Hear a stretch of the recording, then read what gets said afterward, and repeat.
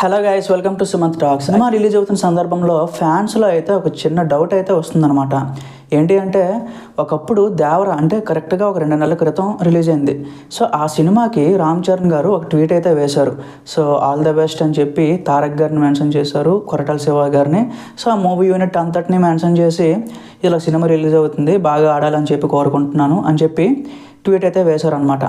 అయితే ఇప్పుడు పుష్ప 2 ఎంత గ్రాండ్గా ఇండియా మొత్తం మీద ఎంత భారీ అంచనాలతో రిలీజ్ అవుతున్నప్పుడు కనీసం ఒక ట్వీట్ కూడా వేయలేదే, లేకపోతే ఎక్కడైనా బయట కూడా ప్రస్తావించలేదు అని చెప్పి ఫ్యాన్స్లో అయితే ఒక డౌట్ అయితే వస్తుందన్నమాట. సో దానికి రీజన్స్ ఈ వీడియోలో చెప్తాను.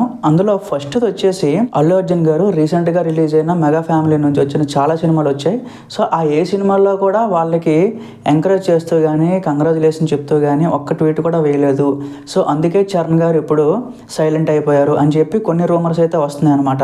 అంటే ఎగ్జాంపుల్ లాస్ట్ ఇయర్ వాల్తేరు వేరే రిలీజ్ అయింది. సో చాలా పెద్ద హిట్ అయింది, ఆల్మోస్ట్ 200 కోట్ల పైగా కలెక్ట్ చేసింది అనమాట. బట్ ఆ టైంలో అల్లు అర్జున్ గారు ఒక ట్వీట్ కూడా వేయలేదు.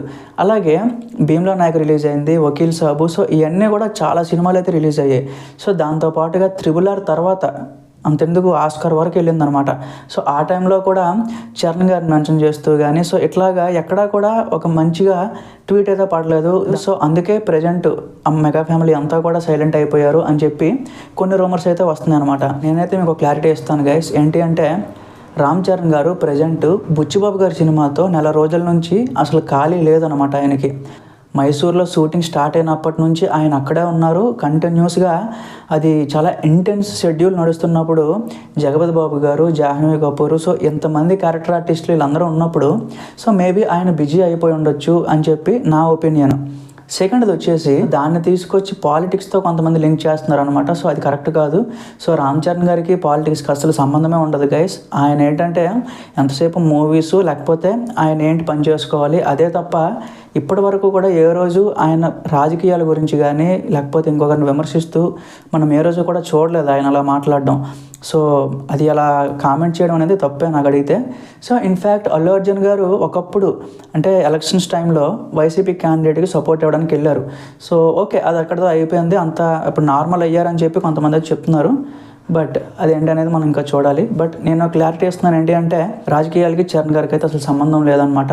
సో రెండు వేరు వేరు, మూవీస్ వేరు, పాలిటిక్స్ వేరు. చరణ్ గారి మీద ఎవరో కామెంట్ చేయొద్దు అని చెప్పి నేనైతే ఈ వీడియోలో మీకు క్లారిటీ ఇస్తున్నాను.